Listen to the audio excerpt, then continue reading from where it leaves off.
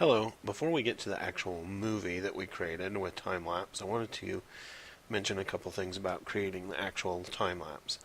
The first part is about the timing considerations that you need to make. Excuse me. So, it all has to do with your frames per second that you want to make your movie. In a theater movie, they typically run between 24 and 30 frames per second. And on television, that's 60 frames per second, but it's in an interlaced mode, which means it does half the frame in 30 frames per second, and then it does the next half of the frame in 30 frames per second, doing the odd lines and then the even lines. I tend to render around 24 frames per second because it's nice and smooth, but if I'm just trying to work it out in my head how many frames I need for my time that I want the video, I use 30 frames per second because it's just a little bit easier to figure out the math. If you render any slower than 24 frames per second, you're going to get obvious blocky, jerky type video, and it seems to be jumpy.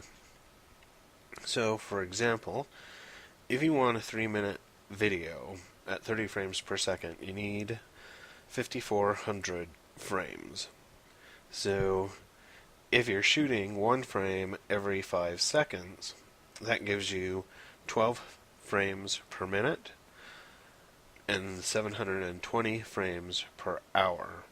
So, if you want 5,400 images to make your 3-minute video, it's going to take 7.5 hours of shooting to get a 3-minute video. So that's a pretty long time.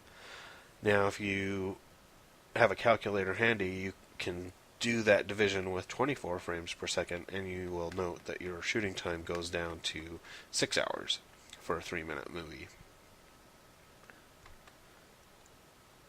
Next, I wanted to also talk about how I actually construct this video once I have all these individual 5,400 images.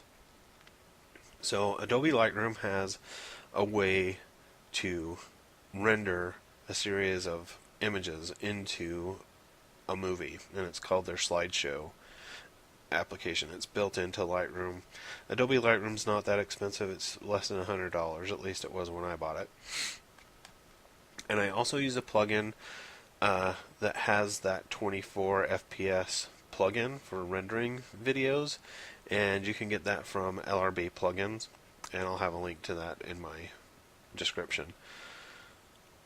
To do voiceovers like this one that you're listening to, I use Audacity, which is also a free download from SourceForge. And as you'll note, when we actually get into the time-lapse video, I do have background music that I add, and I add royalty-free music so that I don't get into copyright violation issues. And my favorite source for that is TechnoAxe, and he even has a permission slip that you can download and provide to YouTube if they ever ask you to show proof of permission to use that music. So it's very handy and easy to use. And then to put everything all together, I use Sony Movie Studio, excuse me. And currently I'm using the Platinum version 12. And they may have another version out by now, but I'm not sure. I also have Adobe Creative Suite 6, the Master Collection, which includes Adobe Premiere, and you can use that, but I found it a little too complicated for simple videos like this. If I just want to render something quickly and post it up to YouTube, Sony Movie Studio does that really easy. In fact, it's got a one-button solution. You just click it, it renders a video and uploads it to YouTube in one shot. And that's a fairly inexpensive program as well, and it's definitely less than $100. I think I paid $60 or $70, probably even less than that. I think it was more like $50. Anyways, on to the time lapse. I hope you enjoy it. Thanks.